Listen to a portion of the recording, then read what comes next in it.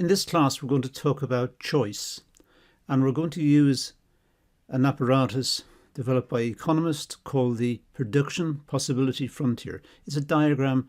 We're going to use it to get an insight into choice and the problems associated with choice. So let's get into it. First of all, what it shows. Well, let's say we have two goods here, and we like both of these goods, and we want the goods. But as usually the case in life, the more you have of one, the less you have of the other, because we have limited budgets, we have limited capacity. Sometimes we even have limited time to make the goods, even if we have the resources. There's always a limitation, so there is a trade-off between the two. This curve shows the maximum combinations of two goods an economy can produce with its existing resources and technology. So the curve is the maximum that we can produce in this very fictitious economy we've got here. This economy only produces two goods. Quite different from where we live. But imagine it. Imagine this economy. It only produces two goods, good X and good Y.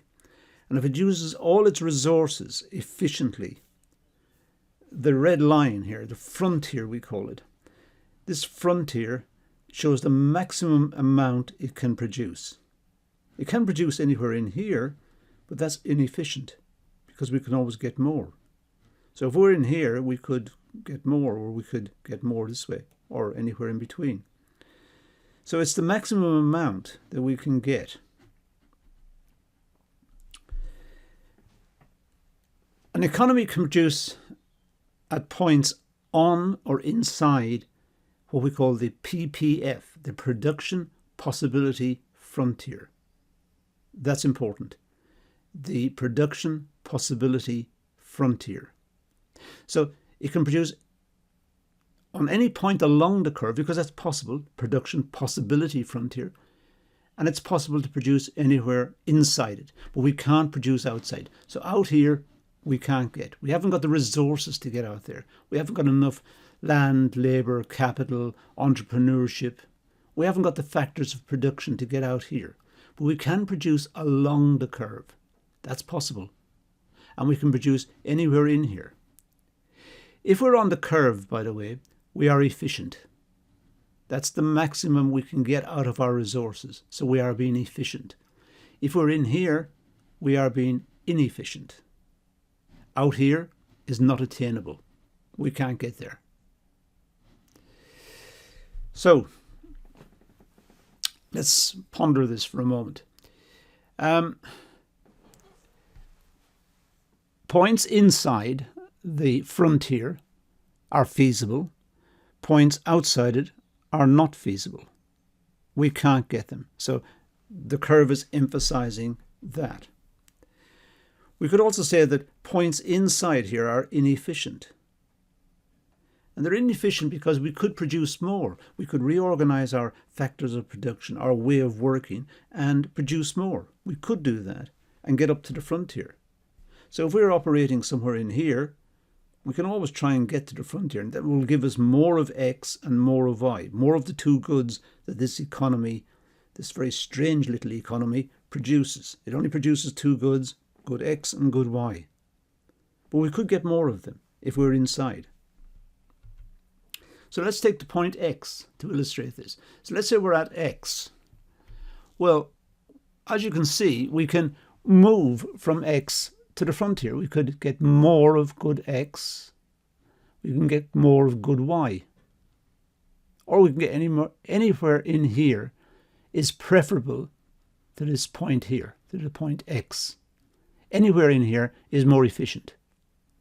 And along the boundary, that's the most efficient.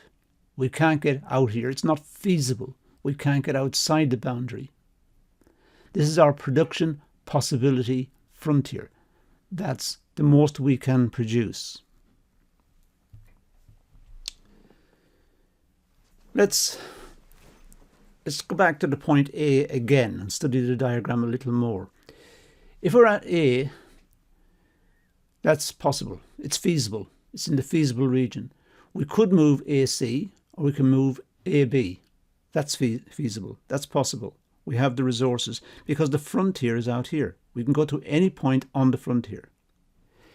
So if you go from A, we can go to B. Now, the nice thing about going AB is we're not giving up any of good Y. We're not reducing our amount of good Y. We still have the same amount of Y, but we have more of X.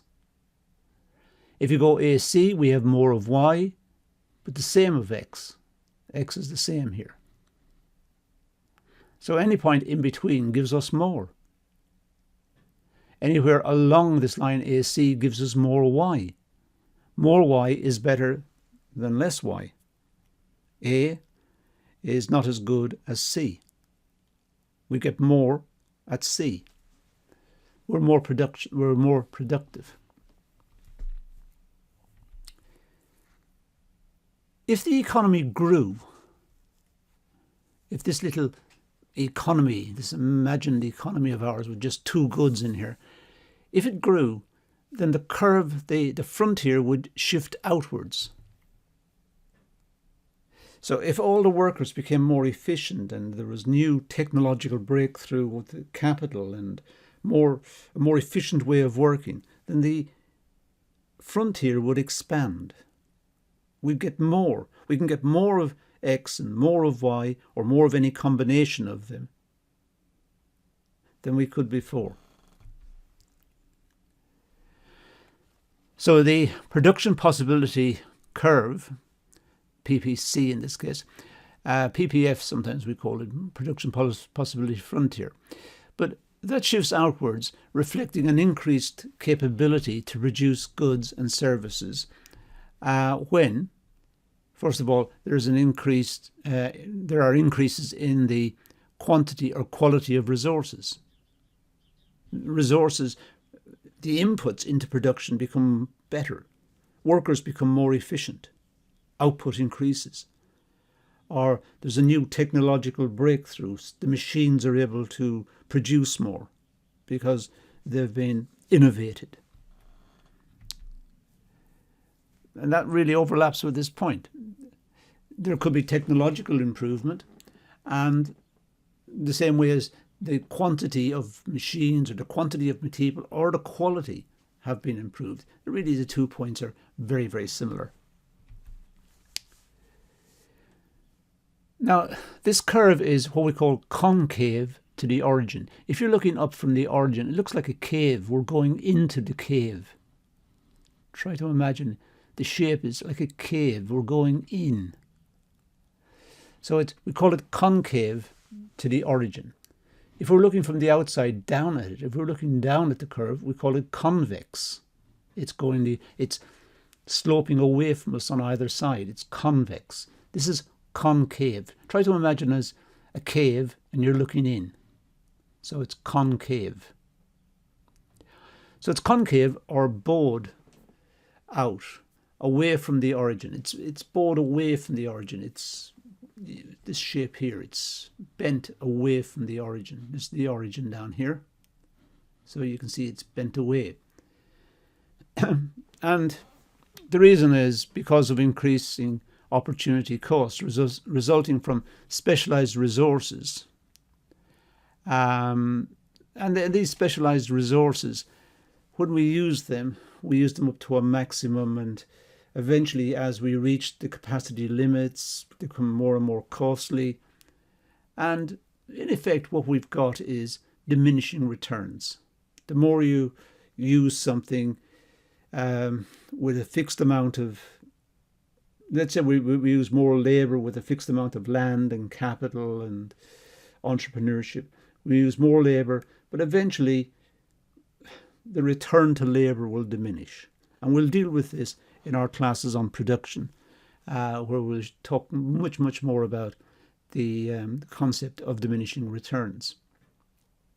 But that's why it's got that shape, the law of diminishing returns.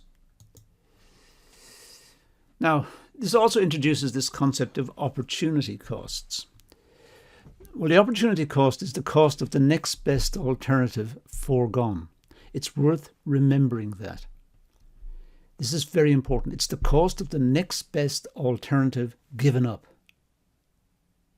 If you become a chef or a cook, a great cook, but really you also wanted to be a piano player. Now, the fact that you're a great cook, the cost to you of being a great cook is not being a piano player, because that's what you had to give up. That was your next best alternative. And you had to give it up to become a cook, because you like cooking and you want to be a great cook. But it takes time. And that time means you can't practice the piano and your piano skills went down. So you had to give something up to get there. If you work as a solicitor in law, what some people call an attorney in law, if you work at that, perhaps you can't be an accountant. You can't be both. You have to give up one or the other. And we all have alternatives. These are our opportunity costs. If someone becomes an accountant, well, they can't become an engineer. We haven't got the time. Very few people can hold two expertise. So we have this idea of opportunity cost. If a company decides to produce a particular good and it dedicates its resources to producing that particular good, then it can't produce the other thing, the other one I was looking at. It has to give up one of them. It has to concentrate on what it's doing. If you decide to go to university and read for a degree in economics, which is a really good idea, if you do, then you can't do English literature, which is what you really wanted to do. So you have a choice to make. If you do economics, the cost of doing economics is not doing the degree in English. That's the one you had to give up. So opportunity cost is very important in economics. We keep talking about it, and it keeps getting mentioned. Here's an example. If the government is at the point A and wishes to get more of Y, in other words, it wants to move to B. If it's at the point A and it wants to move to B, it wants to get more of Y, then to get more of Y, it must give up some X. It gets more of Y. It goes from Y1 to Y2. That's what it wants. But to do that, it has to give up X. It has to move from X2 down to X1. It can't have more of both. This, sometimes people talk about this being the dismal science. Economics is the dismal science because it tells people what they can't have. And this is it. This is the problem. We want more of everything, but we can't have them. We don't have the resources.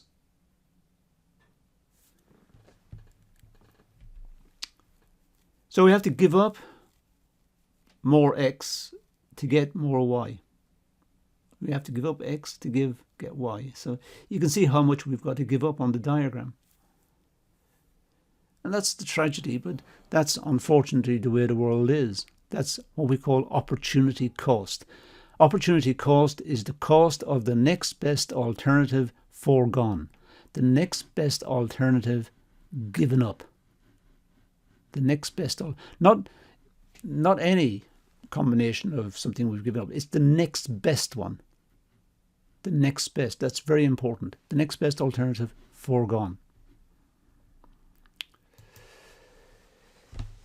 If you're a very good singer, you love to sing, this is an example I gave you earlier, and you're also a very good cook and you love to cook. You can't do both. You don't have the time. What should you do? If you become a singer, you have to give up being a cook. You can't do both. You haven't got time. If you become a good cook, very famous cook, you will never become a famous singer because you haven't got the time to practice. There's an opportunity cost. The opportunity cost of being a cook is not having the time to sing. The opportunity cost of being a singer is not being a cook. You can't do both. You have to pick.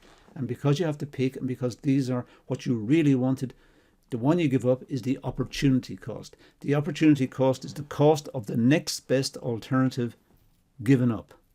That is very important. If the government spends more on education, then it will have less to spend on healthcare. Often governments don't explain this very well to the population. So people are upset because the schools don't have enough teachers and the schools don't have enough classrooms, and that's very bad. But the only way they can get more classrooms and more teachers and more schools is perhaps by cutting the health budget or cutting one of the other budgets. But people don't want that cut either. And this is where politicians have to try to find a compromise, find some way forward, find a solution. It's very, very difficult. In economics, we'd say there isn't one. At the end of the proverbial day, at the end of the day, they still have to cut something. They still have to reduce something. If you want more health care, you've got to have less education, or you've got to have less police, or you've got to have less military, or you've got to have less roads, or something's got to be cut. You've got to find it somewhere. You can't magic it up. You can't wave a magic wand and make it appear. We call it a zero-sum situation, actually. We'll deal with this one under a separate heading in a different class. It's called game theory. But essentially what it comes down to is if we transfer from education to health, then we lose on education and we gain on health. And what we have to look at is, was it a good move? Sometimes zero sum means you have to take from one to give to the other. You can't give somebody something if you don't take it from somebody else. That's what the zero sum situation tells us. This is something in an area called game theory. As I said, we will look at it in a much later class. But for the moment, that's all we're going to deal with this one. This is the introduction to choice. So let's leave it there and say thank you for watching.